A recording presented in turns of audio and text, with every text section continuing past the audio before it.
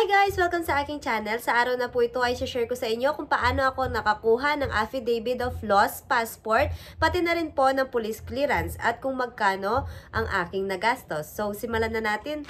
So, first step po ay kailangan nating magsulat ng affidavit of loss. So, paano po ba magsulat nito? So, nag-search ako ng iba't ibang template online at ito yung sa akin. Pinag-mix-mix ko na yan according sa mga na-search ko. Pwede nyo rin pong gamitin yan.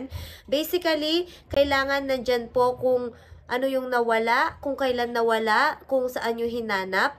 Okay? Yung mga ganun po. Yung mga ibang details, yung mga details na yan, kailangan andyan. Okay? Halimbawa po dito sa affidavit of loss na sinulat ko dito kung ano yung nawala, Chinese passport, yung number niya, kung saan siya na-issue, at saka kung kailan siya ma-expired. At pati yung ACR card, ganun rin, kung kailan siya na-issue, ano yung number niya, kailan siya ma-expired. Tapos yung number 3 naman, sinulat ko dyan kung kailan siya nawala at paano siya nawala. Ayan. At sabi ko dyan, that said document was lost on December 15, 2023 when I was traveling for Manila to Pampanga after getting NBI clearance for my permanent resident visa application. It was around 9 o'clock p.m. on the same day. I noticed the said document was missing. So, ayan, ipaliwanag nyo dyan sa number 3, pwede yung edit yan, ipaliwanag nyo kung paano nawala ang inyong passport. Tapos, sa number 4, pinalawanag namin dyan na noong December 16, hinanap namin siya kung saan nagtanong kami, binalikan namin lahat ng pinuntahan namin.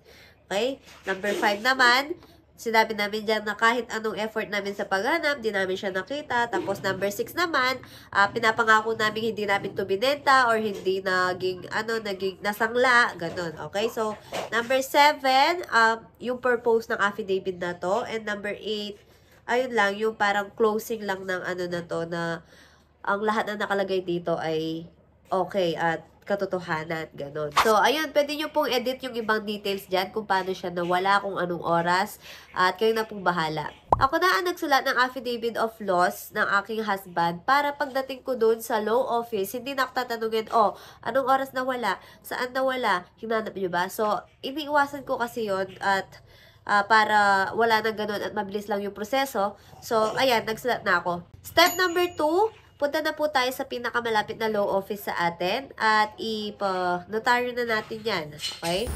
As usual, dito kami sa Junaldo and Junaldo Law Office dito sa Balibago. Dito sila sa second floor. So, ibibigay nyo lang yung papel nyo sa kanila tsaka yung ID nyo. Sabihin nyo, magpapa-affidavit kayo. Then, present nyo lang yung ID nyo at kailangan lang pumirma nung may-ari ng passport. So, ang presyo po ng aking pagpapa-affidavit is 200 pesos.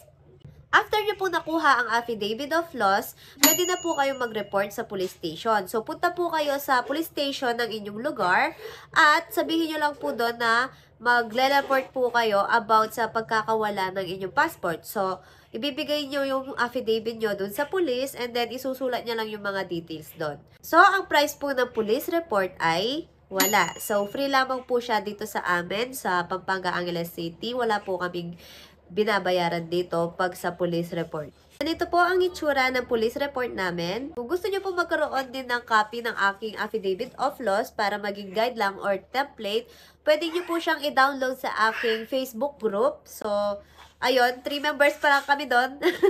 Yan, at pwede po kayong sumali. So, yun lamang po para sa araw na to. Maraming salamat po sa inyong panunood. Pag-like, pag-comment, pag-subscribe sa aking channel. Hanggang sa muli. Bye!